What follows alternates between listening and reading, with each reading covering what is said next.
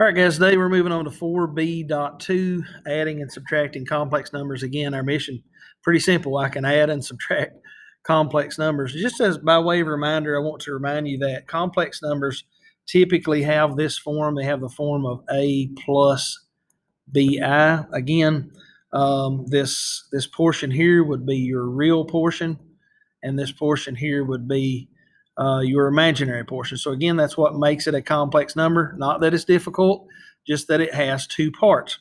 So let's dive right in today and just look at a few examples of adding and subtracting complex numbers.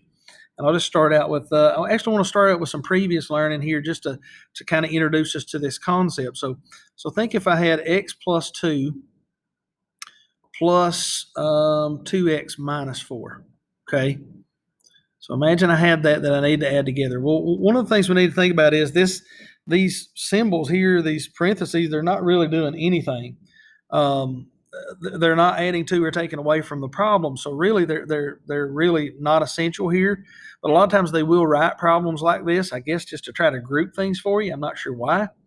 But again, really all I'm doing here is I'm just collecting my like terms, right? I'm just taking x plus 2x, which would equal 3x.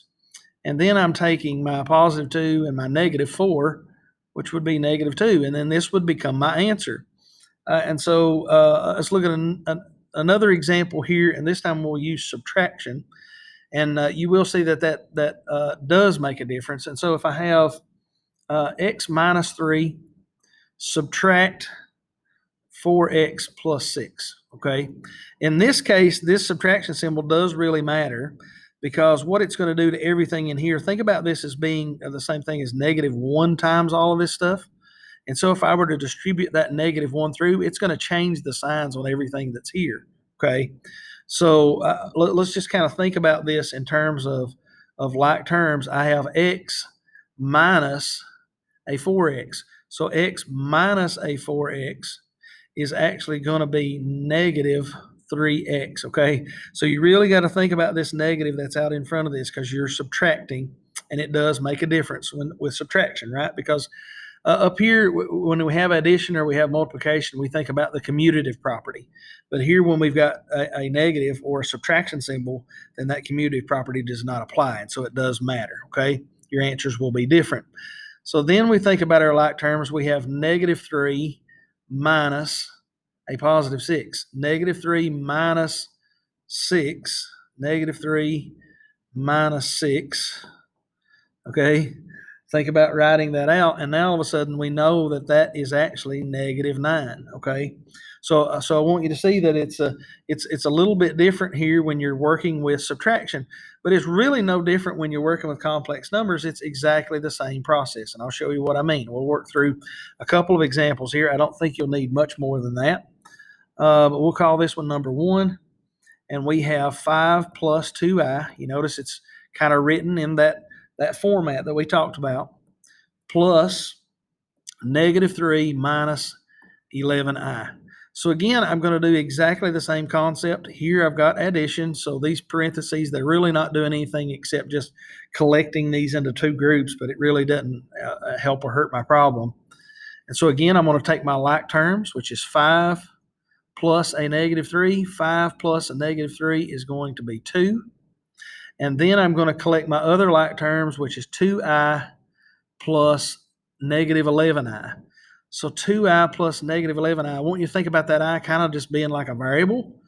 So that's going to be -9, and the I just kind of comes along for the ride. So that would be my answer. It's really quite simple. It's not really that hard to add or subtract these. Again, just kind of think about them as like terms, okay? So maybe where the issue may come in is when we start talking about subtraction. So let's look at an example of that here. And we have 17 plus 10i minus 6 plus 12i.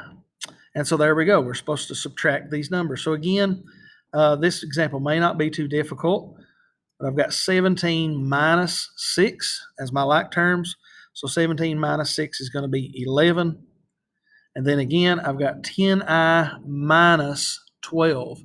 So think about it, 10i minus 12i, Okay, if I look at it in that concept, then that means I'm going to have negative 2i. Okay, so again, I want you to understand that this negative is just like distributing a negative through.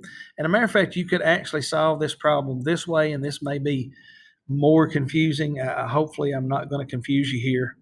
But you could get rid of these parentheses by just saying 17 plus 10i, and then go ahead and distribute this negative through. So this becomes negative 6, and this would become negative 12i, and then just collect your like terms from there.